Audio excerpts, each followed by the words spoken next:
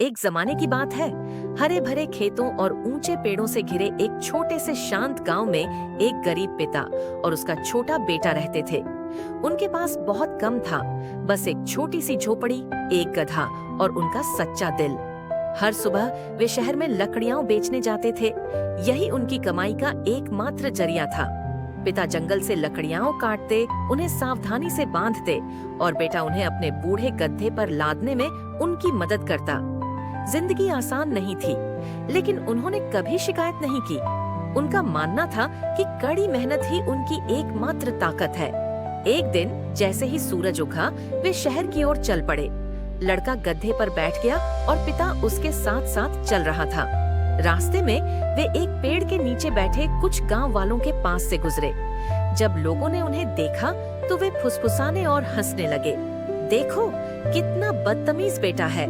वह गधे पर आराम से बैठा है, जबकि उसका बूढ़ा पिता पैदल चल रहा है। पिता ने यह सुना, लेकिन कुछ नहीं कहा। लड़का शर्मिंदा हो गया। वह जल्दी से नीचे उतरा और बोला, पिताजी बैठ जाइए, मैं चलता हूँ। पिता ने धीरे से मुस्कुराते हुए सहमति जताई। अब पिता गधे पर बैठा था और लड़का उसके बगल में चल रहा था। कुछ दूर जाने पर वे लोगों के एक और समूह के पास से गुजरे। इस बार किसी ने जोर से चिल्लाया, कितना स्वार्थी पिता है।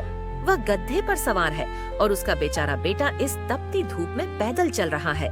लानत है उस पर। पिता और पुत्र ने फिर एक दूसरे की तरफ देखा। दोनों असमंजस में थे। उन्होंने सोचा, शायद हम दोनों को पैदल चलना चाहिए। इसलिए वे नीचे उतर गए और गधा उनके पीछे पीछे चलने लगा।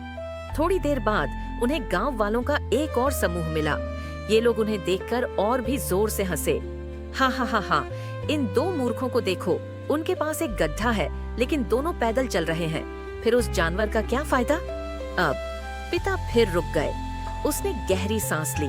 उसके बेटे ने ऊपर देखा और कहा, पिताजी, हम क्या करें? हम कुछ भी करें, लोग बातें ही करते रहते हैं।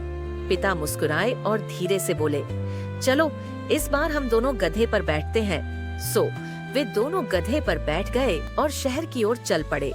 लेकिन कुछ दूर जाने पर सड़क किनारे एक बूढ़ा आदमी चिल्लाया, अरे बेचारा गधा, इसे देखो, ये दो लोग इसकी पीठ पर लकड़ियों के ढेर लिए बैठे हैं।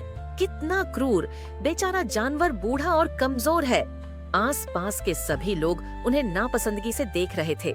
पिता एक बार फिर रुक गए। वे धीरे से नीचे उतरे, गधे के सिर को छुआ और कहा, मुझे लगता है कि हम फिर से गलत हैं, मेरे बेटे। हम इस बूढ़े गधे को चोट पहुंचा रहे हैं। लड़का असहाय महसूस करते हुए नीचे देखने लगा। पिता एक पल के लिए सड़क के किनारे बैठे रहे, फिर मुस्कुराए और बोले, मेरे प्यारे बेटे, अब तुम्हें जिंदगी की सच्चाई समझ आ गई है।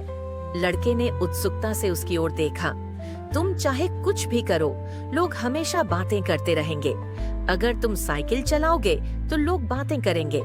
अगर तुम पैदल चलोगे तो लोग बातें करेंगे। अगर तुम कुछ भी न करो तो भी वे बातें करेंगे। उन्होंने आगे कहा, तो मेरे बच्चे, दूसरों को खुश करने की कोशिश में कभी मत जीना। जो तुम्हारा दिल सही समझता है वही करो, क्योंकि लोगों के शब्द हर पल बदलते रहेंगे, लेकिन तुम्हारे कर्म ही तय करेंगे कि तुम कौन हो। लड़के ने धीरे से सिर हिलाया, जीवन के सबसे गहरे सत्यों में से एक को समझते हुए। वह मुस्कुराया और वे दोनों फिर से खड़े हो गए। अपने गधे के साथ शांति से शहर की ओर चल पड़े। उस दिन लड़के ने कुछ ऐसा सीखा जिसे वह कभी नहीं भूलेगा।